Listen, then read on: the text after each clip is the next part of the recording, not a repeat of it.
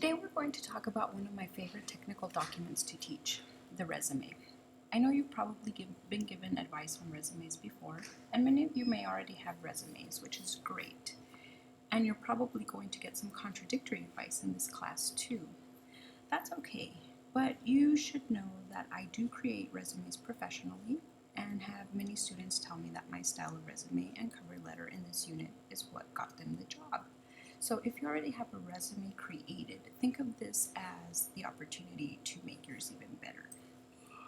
In terms of resumes in this class, you need two things. First, I want you to analyze one resume sample from a professional in your field. And second, you will be creating your own resume for a job ad that you found. You can go a lot of places to find sample resumes of people who have jobs that you want, but I recommend going to monster.com, as you see on the link here, or going to the OU Career Services site, which also has sample resumes. A word of caution, however, OU Career Services resumes and cover letters can not be the best examples. They usually are poorly formatted and don't have enough information on them. And you'll see this when you grade sample resumes that are located on Canvas. Look at the ones that I've graded. Many of them are ones that I've downloaded from Career Services, and you'll see the feedback that I've provided for improvement. Okay, so on to my advice about resumes. My first tip or bit of advice, and I've said this before and I'll say this again, is that the goal of a resume is to build a picture of yourself doing a good job and doing the job you are going to be hired to do. So a lot of the information on the resume comes straight from your T-chart and job analysis ad. And the job ad analysis. Use the language and hard and soft skills that the job ad requests. So many times you'll be recycling the language that you see on the job ad. You'll use that same language in your resume. The most important thing on a resume are your past professional experiences. Like I said in the last video, these can be internships, clubs, class assignments, anything that shows off your technical project skills. To write these, you use bullet points that start with active verbs. If the job you're describing is ongoing, these active verbs should be in the present tense. If it's over, then your bullet point should be in the past tense. Ideally, in these descriptions of what you did, you want to focus not on duties, but on accomplishments. You want to paint yourself as someone who is an active professional. You also want to avoid student language. So for example, here is a bad bullet point. Gained experience in public speaking. First, it's passive and sounds like you're a student still learning something. I don't want to hire someone who is still gaining experience. I want someone who has it. Second, this is really not specific. Where was the experience? When did the experience happen? How much experience does the applicant have? You want to try your hardest to quantify each of your bullet points because people love numbers and their eyes are drawn to them. The second example is better, and it states presented at the Society of Petroleum Engineers Annual Technical Conference. And this one is better because it is way more specific. I know where you gave a presentation, it got rid of the student language, but this example still doesn't provide for me enough information about the presentation itself. You want to be really specific in your bullet points because it's specificity that builds a picture of you and differentiates you from everyone else. The final bullet point here is the best. It adds some quantification, and it states presented at 3 conferences, including an invited lecture on reservoir evaluation at the Society of Petroleum Engineers Annual Technical Conference. And this is the best because it tells me what the applicant actually presented on, which is the reservoir evaluation. So if you're needing to locate the difference between active verbs, or you want to eliminate anything that's written in the passive tense and want to switch over to active verbs, I recommend that you go to this website here that I've included on the presentation. Okay, so a couple of rules on formatting that you should follow. First, don't randomly bold things, and I see this all the time. Students or resume writers tend to think that they should just bold the most important words in their resume, like, or maybe the grade point average. Don't do this. Don't bold random words. I suggest only that you bold headings. Remain consistent in this practice.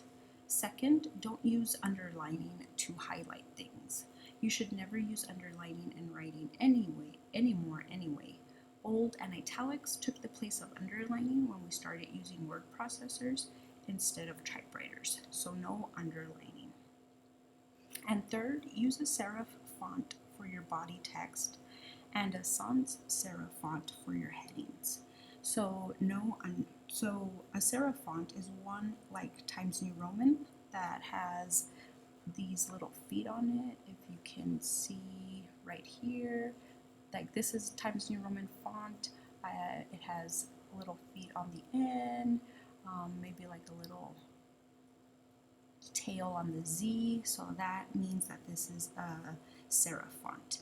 And I actually would stick with Times New Roman or something very similar for the majority of your resume text. A sans serif font is one like Arial that doesn't have those feet. It's good for headings because it jumps out from the rest of the text. A final rule is that you don't want to change font sizes outside of your name at the top of the paper. The name can be larger in size, but everything else should be 11 to 12 point font size. A final rule that you should use is creating vectors, and this example here I included because it shows what I'm talking about this concept of vectors. Ideally, in most good resumes, you have 3 vectors like you see here. The first vector is either your job title or the name of your employer. So here, the job title, fellowship coordinator, or research assistant, or pedagogy coordinator. The second vector is the location of the job, the Ohio State University, the Digital Archive of Literacy Narratives, or the Digital Media and Composition Institute. And the third vector is the date, and here you'll see the semesters that these positions were filled. I strongly recommend this format because it leads to a balanced resume. Okay, so back to our tips. My third tip, and this is relating to formatting, is parallelism and uniformity. By parallelism in your bulleted sentences, I mean that you should start each bullet off with a strong verb and not switch tenses. So here you see that I've used organized, that's a strong verb, selected. Here I was describing what the position entailed, so maybe used could be replaced with an even stronger verb. And in terms of design, parallelism means uniformity. So each heading is bold, each subheading is italicized, and each section uses a 3-vector format. Rule number 4, spin, spin, spin. So when I say spin, I mean rewriting your bullet points to match the job you're applying for. This usually means changing the order of the bullets to put the most important bullet for the job first, and it means changing out your active verbs to mimic the language of the job ad.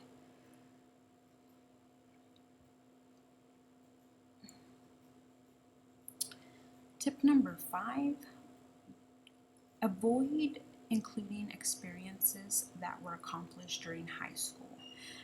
These early experiences should be cut. Before I begin, there are always expectations to these rules, and those expectations are primarily if it shows you excelling at the job you are being hired to do, then it might be a good job to include it.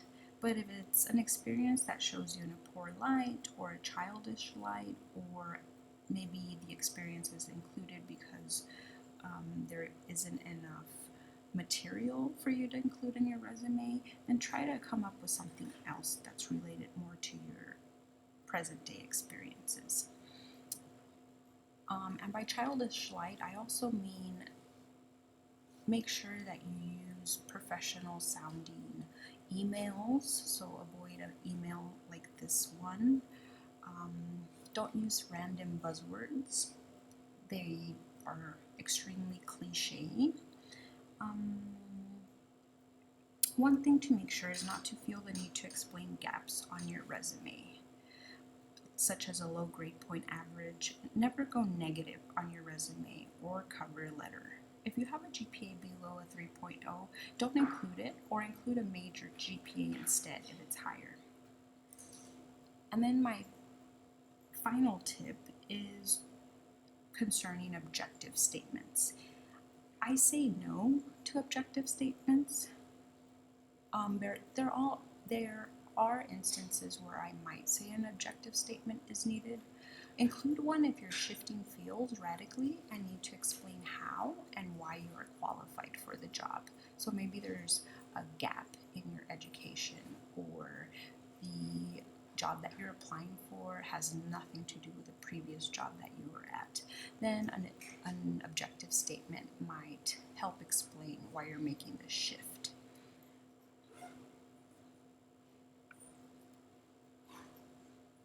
And then for templates, if you use a template, make sure to change the colors and fonts a little. It's perfectly fine to use a template, but make sure you tweak it, make it yours.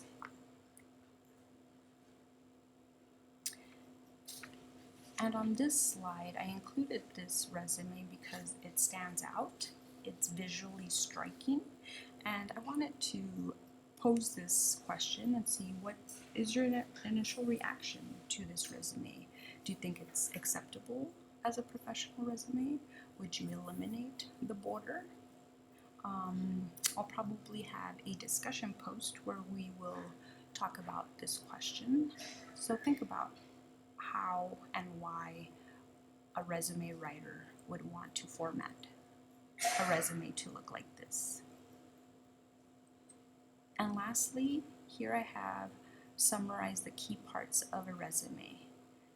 These are probably sections that you'll want to include in your own resume.